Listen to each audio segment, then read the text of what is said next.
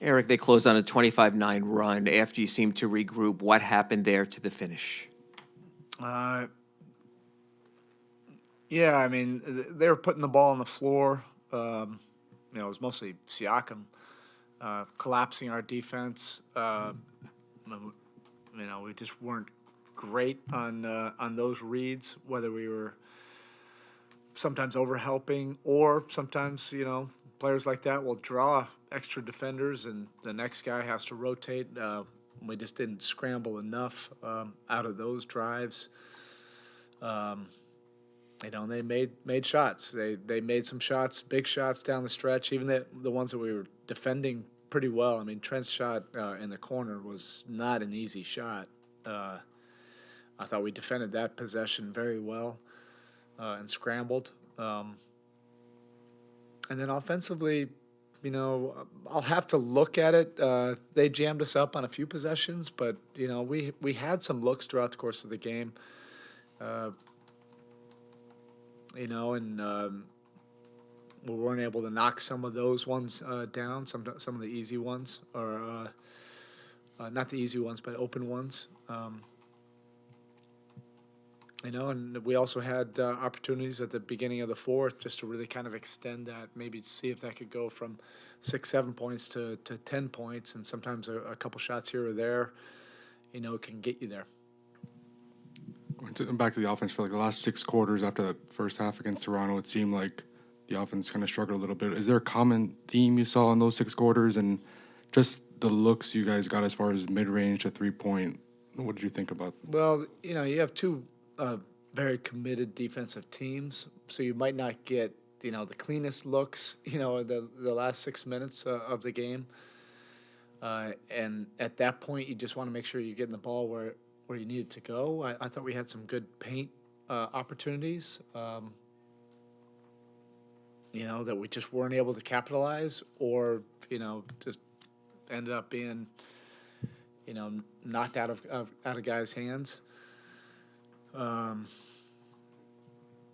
then you also have to make some, and they made some shots. They made some big ones, in the last 6 minutes, and that probably was the biggest difference, in the course of the game. It was very competitive, back and forth the entire game.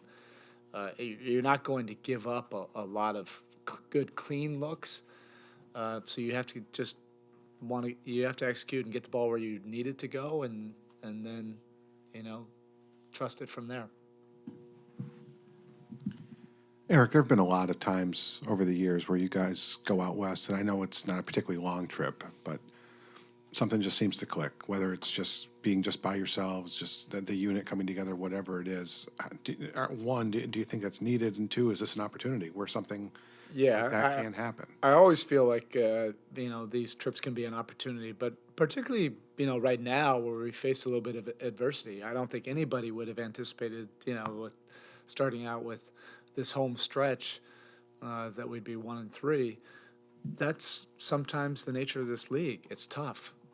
it's You can't just mail in victories. You have to earn them, and sometimes things don't go exactly how you want them to go. And these are opportunities to come together and develop some collective resolve. And then when we get on that plane tomorrow, yeah, of course, it's human nature. You're thinking, oh, these are not easy games that you're going out there for. And in a perfect world, we would be going out there, 4-0. But that's not the case, and so we have to rally around each other. There's not going to be anybody else but us out there, and this is an opportunity for us to really start to connect, face some adversity on the road, and hopefully grow from that and get some wins. With the changes to the rotation from last year, how much are the bench units still kind of figuring out their identity and what they want to do? Yeah, that's part of every season. But right now, the identity is help contribute and help us win. Sometimes that can be the best clarity of all. Get all the clutter out of your head. Play productive minutes. Really defend at a high level. Share the basketball and help us win. Until we, you start to find some rhythm and a flow. You know, that won't necessarily happen right away, but you can still win games. You can still be productive, and that's just what we have to wrap our mind around right now.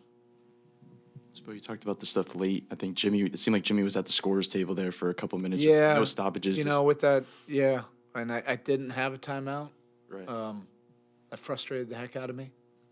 You know, I almost considered, you know, taking a foul, if I, not the take foul, but in the half court, and in retrospect, I probably should have. That was too much time, him sitting on that sideline. You know, particularly as it's every possession really mattered. And I thought we were getting, you know, decent execution and decent looks, but we also wanted Jimmy Butler in the game.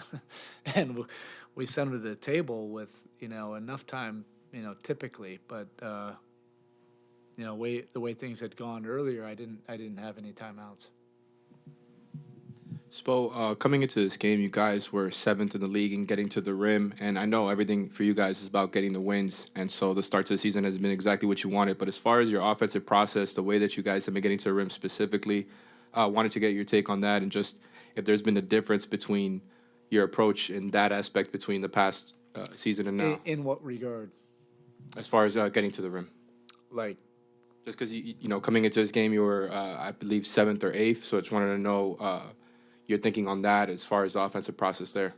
yeah, I mean, we've had an emphasis every year, you know, to ground and pound and to get to the rim, get our, you know, paint touches, and, you know, that symbiotic relationship with our three-point shooting and those paint attacks is really important, and being able to try to control the game, you know, with opportunities at the rim, at the free throw line. Things of that nature. You know, the way it's played out, it's early.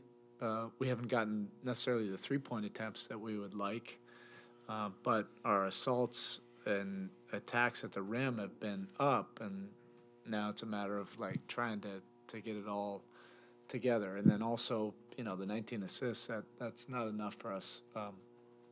You know, we didn't really make some of our open shots. There were great passes and the right reads. So I think that's a little bit deceptive. I think we probably would have had, you know, closer to 25 plus, heading to 30 assists if we made, you know, some of those. But obviously we're going to keep on working until we get all of that working together. Toronto had some success in transition, but in the half court, the defensive numbers are actually really good. Yeah. And how you felt the guys held up, considering how much they were chasing the size mismatches most of the night. Yeah, that was fine, but it was devastating what they were able to do in transition. You know, those were in a tightly contested game like this, that can be the difference. I don't have my glasses, but the transition. Oh yeah, that's the game. That's the mic drop right there. Okay, thanks.